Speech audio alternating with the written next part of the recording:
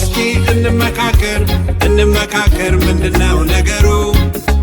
እስኪ እንመካከር ይፈታል ችግሩ። የምክክር ኮሚሽን ከዋናው ከሀገራዊ ጉባኤ በኋላ የመቀጠል እድል አለ ወይ? በጣም አስፈላጊ ነው ብዬ አምናለሁ። የአንድ ጊዜ ስራም አይደለም፣ የብዙ ጊዜ ስራ መሆን አለበት ብዬ አምናለሁ።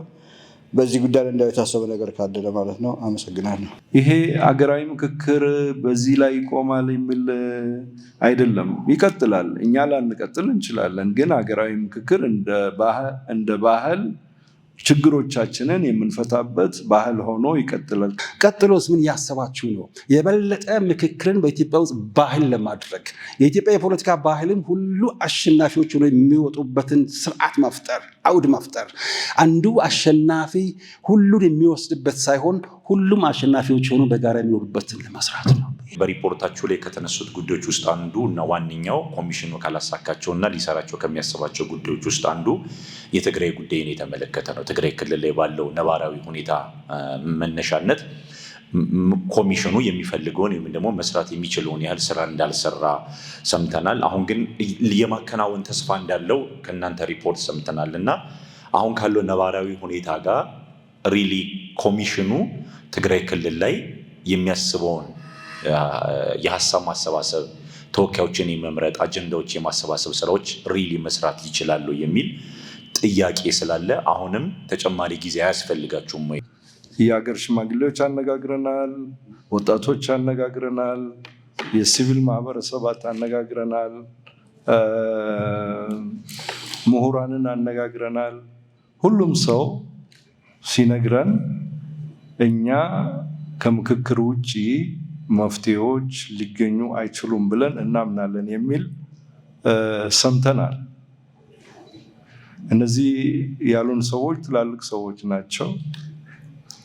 ይሄ ችግር እንዲፈታ የሚፈልጉ አካላት ናቸው። አንዳንዶች ደግሞ የፖለቲካ ጉዳይ ሆኖ ምክክሩ ራሱ የቄንጥ ነው የሚልም ሰምተናል። ምክክር የቄንጥ የሚሆንበት አግባብ የለውም። በጣም ተቸግረናል። አካባቢያችን ውስጥ የውጭ ኃይል አለ። አካባቢያችን ውስጥ የምንከራከርባቸው መሬቶች እንበል ወይም ህዝብ እንበል፣ ብዙ ጊዜ ስለ መሬት ነው የሚነሳው፣ ህዝብ ይረሳል። ይሄ ጥያቄ አለ። ከሁሉም በላይ ምክክር የሚያስፈልገው እንደዛ አይነት ሁኔታ ወይም አውድ ውስጥ ያለን ማህበረሰብ ነው፣ የትግራይን ህዝብ ማለት ነው። ከሁሉም በላይ የትግራይ ህዝብ ምክክር ያስፈልገዋል። እንግዲህ ይሄ እንደ ቤት ስራ ይዘነው ብንሄድ ጥሩ ይመስለኛል። ሀገራዊ ምክክር ኮሚሽን ከሚዲያዎቹ ጋር እስከዛሬ ከሚሰራበት መንገድ በተሻለና በተለየ ሁኔታ ሚዲያዎቹን ቀደም ሲል እርግጥ ተገልጿል በተለያዩ ፕላትፎርሞች ለማግኘት እንደሚሞከር፣ ግን በአጠቃላይ በየጊዜው ተከታትለው ስራዎቹን እንዲያስተላልፉና እንዲያቀርቡ ከህዝብ ሚዲያዎቹ ባሻገር ከግል ሚዲያዎቹ ጋር እንዴት ነው ለመስራት የታሰበው? እንዴትስ እንዲያሰራጩት ይታሰባል የሚል ነው። ከግል ሚዲያዎች ጋር ከዚህም የበለጠ መስራት አለብን ብዬ አስባለሁ። አሁንም ያንሳ ከዚህም የበለጠ እርሱም ያስታውሳሉ በምክር ቤትም ጭምር ቢመጡ የሚል ሀሳብ። ምክንያቱም ፒፒፒ ፐብሊክ ፕራይቬት ፓርትነርሺፕ ነው ለዘላቂ እድገት በጣም ሶስት የሚሆነው በፖለቲካል ሳይንስ እና በፖለቲካል ኢኮኖሚ አስተሳሰብ በጣም አስፈላጊ ስለሆነ ፕራይቬቶችን ወደ ሰንተር ማውጣቱ እጅግ አስፈላጊ ነው። በጣም ያስደነገጣችሁ ሩመር አለ ወይ? ኢትዮጵያ የምትባል ሀገር ካልፈረሰች ወደ ምክክር አልመጣም ብሎ ሰዎች ሲናገሩ ትደነግጫለሽ ቤቲ። ኢትዮጵያ ስሟ እንዲቀየርኛ ብንጠይቅ ምክክር ይፈቀዳል? መቼም ሳትደነግጪ አትቀሪም ብዬ አስባለሁ።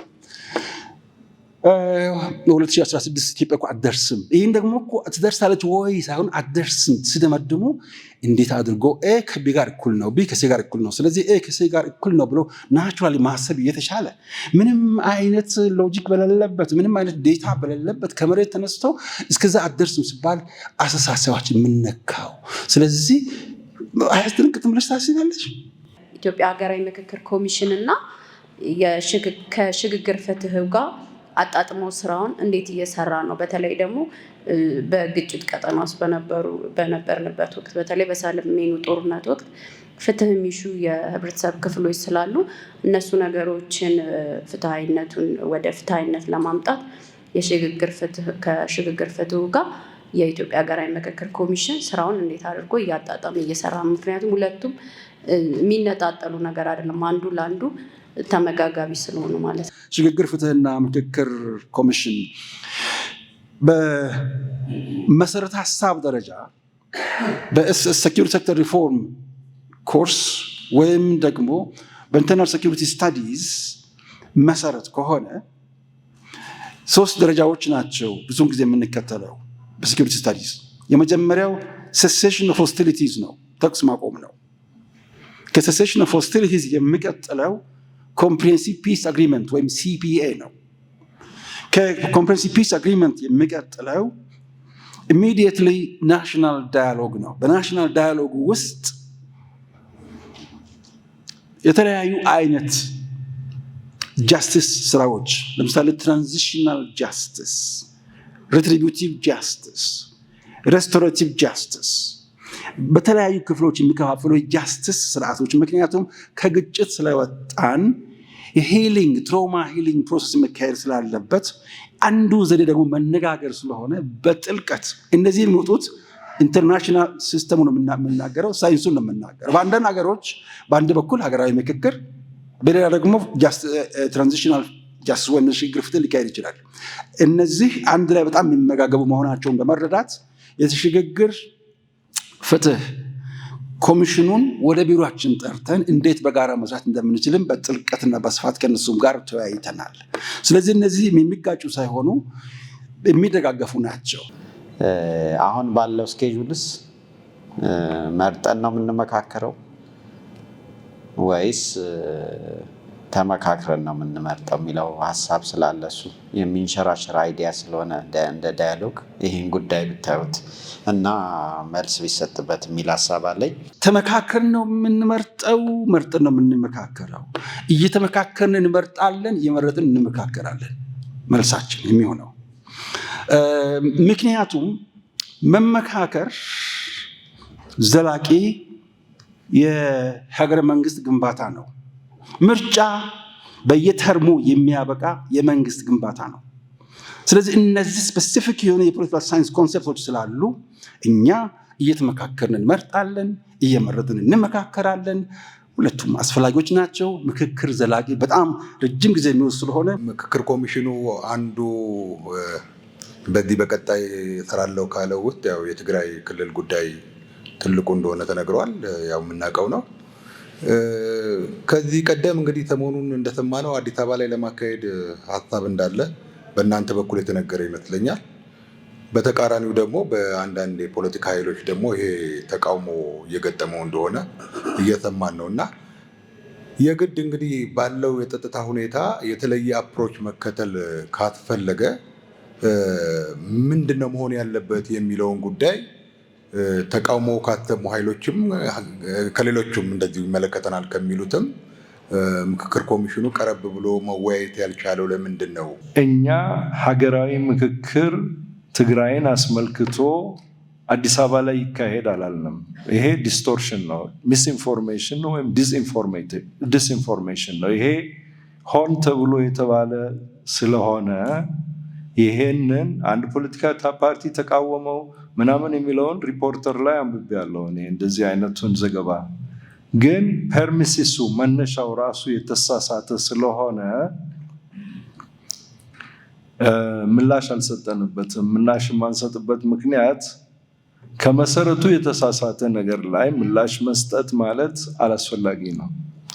እኛ ያልነው የትግራይ ወንድሞቻችን እህቶቻችን ከትግራይ መጥተው ልድገመው፣ ከሰማይ መጥተው አላልንም። ከትግራይ መጥተው አዲስ አበባ ላይ እንዴት ነው የሚሻለው በክልሉ ውስጥ ሀገራዊ ምክክሩን ለማካሄድ ሀሳብ ስጡን።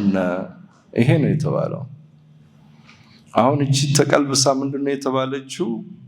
የኢትዮጵያ ሀገራዊ ምክክር ኮሚሽን የትግራይ ህዝብን በማግለል ወይም ለማግለል ስለሚፈልግ ወይም ሴረኛ ስለሆነ የፈለገ ቃላት ሊጠቀም ይችላል አንድ ሰው።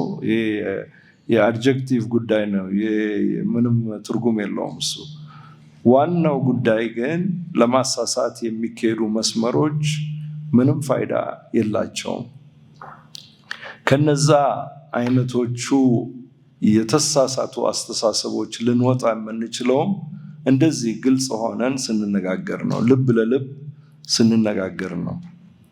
በአዲስ አበባ ወይስ ትግራይ ለተባለው ጉዳይ እኛ እንደ ኮሚሽን በዚህ ይወሰን በዚህ ይሁን የሚለውን ነገር የመጨረሻ ውሳኔ አላስተላለፍንም።